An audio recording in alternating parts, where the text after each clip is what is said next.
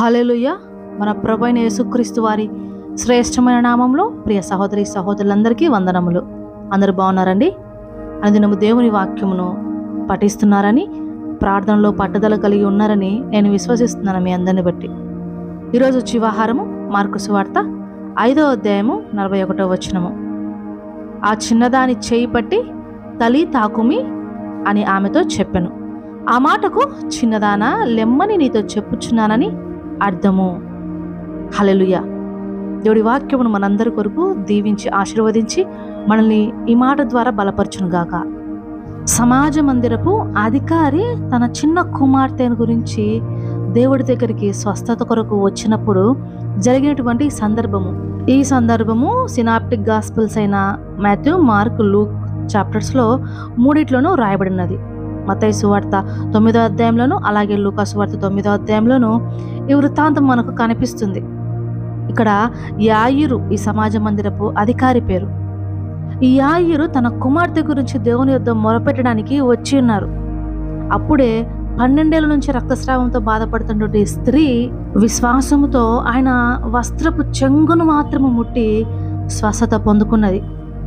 ప్రియ సహోదరి సహోదరులారా, ఇక్కడ మనము 2 యూదులు దూరంగా ఉంటూ వాళ్ళు శుద్ధీకరణ ఆచారాలుగా పాటించే వారిగా ఇక్కడ ఒక హేయమైన క్రియలు కనిపిస్తున్నాయి. రక్తస్రావం గల స్త్రీని ముట్టుకొనుట కానీ, సమాజ మందిరంలో తిరుగులాట కానీ వారికి నిషిద్ధం. అలాగే మరణించిన వ్యక్తి అక్కడ ఉండుట కానీ, వారిని తాకుట కానీ వారు చెయ్యరు. అయితే ఇక్కడ రక్తస్రావం గల స్త్రీ కూడా ఎన్ని అవమానములు, నిందలు ఎదురైనా, పరిస్థితులు చుట్టూ అనుకూలంగా లేకపోయినా ఆమె కింద పడుతున్నా అవేమీ పట్టించుకోకుండా కేవలము దేవాది దేవుని మీద మాత్రమే దృష్టి నిలిపి తన స్వస్థత పొందుకున్నది. ఇటు కార్యములు కల్లారా చూసినటువంటి ఈ యాయిరుకు తన విశ్వాసం మరింతగా బలపడింది. తన కూతురు జీవితంలో ఖచ్చితంగా దేవుడు క్రియ జరిగిస్తాడని విశ్వసించాడు. ఈలోగానే యాయిరు ఇంటి దగ్గర నుంచి కొందరు అధికారులు వచ్చి, ఇక లాభం లేదు, నీ కుమార్తె చనిపోయింది, ఇక ఎవ్వరూ ఏమి కూడా చేయలేరు, బోధకుని మాత్రం నువ్వు ఎందుకు కష్టపెడతావు, ఇబ్బంది పెడతావు, వచ్చేసేయమని చెప్తారు. అప్పుడు ప్రభువు సెలవిస్తున్నారు కదా, వారి చెప్పుడు మాటలు లక్ష్య పెట్ట, మాకు విశ్వాసం మాత్రం ఉంచని. ప్రియ సహోదరి సహోదరులారా, మనం కూడా చెప్పుడు మాటలు లక్ష్య పెట్టకూడదు, దేవుని యందు మాత్రమే విశ్వాసం ఉంచాలి. అప్పుడు ప్రభువు వారు పేతురు, యాకోబు, యోహానులు వెంట పెట్టుకొని మిగతా వారందరినీ పంపివేసి వెళ్తారు సమాజ మందిరపు అధికారి ఇంటికి. అక్కడ ఉన్నవారు కూడా ఆమె గురించి చాలా రోధిస్తూ ఉంటారు. అప్పుడు ప్రభువు వారు ఆ చిన్నది నిద్రించుచున్నది కానీ చనిపోలేదని చెప్పినప్పుడు వాళ్ళందరూ కూడా ఎగతాళిగా చేస్తారు. అప్పుడు ప్రభు లోపలికి వెళ్ళి ఆ చిన్నదాన్ని చేపట్టి తలి తాకుమి అని ఆమెతో చెప్తున్నారు. ఆ మాటకు అర్థము చిన్నదాన లెమ్మని నీతో చెప్పుచున్నానని అర్థం. వెంటనే ఆ చిన్నది లేచి నడవసాగింది.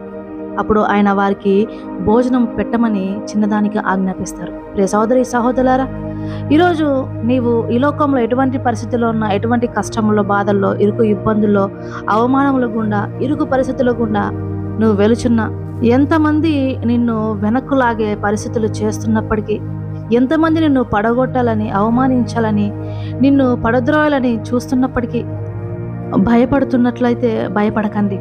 ఇంకా నాకు ఎంతకాలము ఈ శోధనలు, ఈ బాధలు, ఈ యొక్క కష్టములు, నాకు విడుదల లేదా, నాకు ఎప్పుడు ఆశీర్వాదాలు వస్తాయి అని దేవుని సమయం కొరకు ఎదురు చూస్తున్నట్లయితే, మీరు నిరాశ నిస్పృహలతో ఉన్నట్లయితే, ఇదిగో దేవుని వాక్యం సెలవిస్తుంది కదా, విశ్వాసం ఉంచు, నమ్మిక మాత్రం ఉంచు, దేవుని కార్యాలు నీ జీవితంలో చూస్తావు.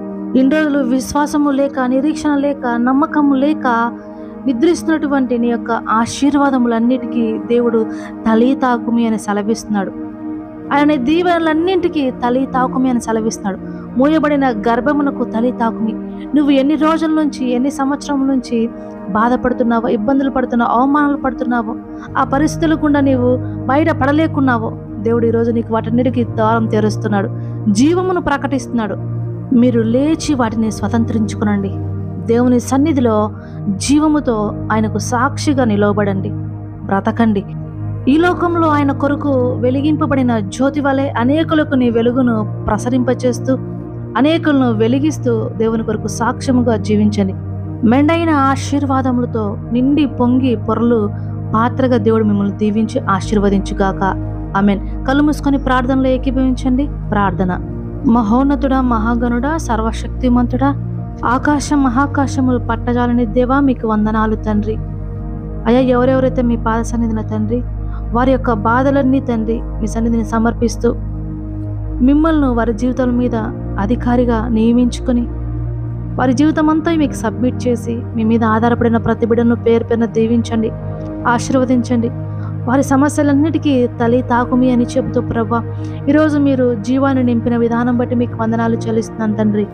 ఆర్థిక ఇబ్బందులతోనూ, అనారోగ్యంతోనూ, అప్పుల బాధల్లోనూ, కోర్టు సమస్యలతోనూ, గృహంలో శాంతి సమాధానం లేకను ప్రభు, ఆ యవ్వనస్తులు జాబ్స్ లేకను ఉన్నవారు ఉన్నారు, సహాయం చేయండి.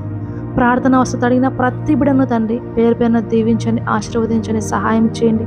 ప్రతి సంఘంను, సంఘ కాపులను, మిషనరీ ఎవాంజలిస్టులను దీవించండి. పరిచర్యంతటి నూరంతలుగా ఫలింపచేయండి తండ్రి. వితబడిన వాక్యమును 30దంతలుగాను, 60దంతలుగాను, 100దంతలుగాను ఫలింపచేసి నీ నామమును మహిమపరచమని, ఘనపరచమని, మా జీవితాల ద్వారా సాక్షిగా మమ్మల్ని వాడుకోమని సమస్త స్తుతి మహిమ ఘనత మీకే చెల్లిస్తూ నా ప్రభువును రక్షకుని యేసు నామంలో అడిగి వేడుకుంటున్నాను పరమ తండ్రి. ఆమెన్.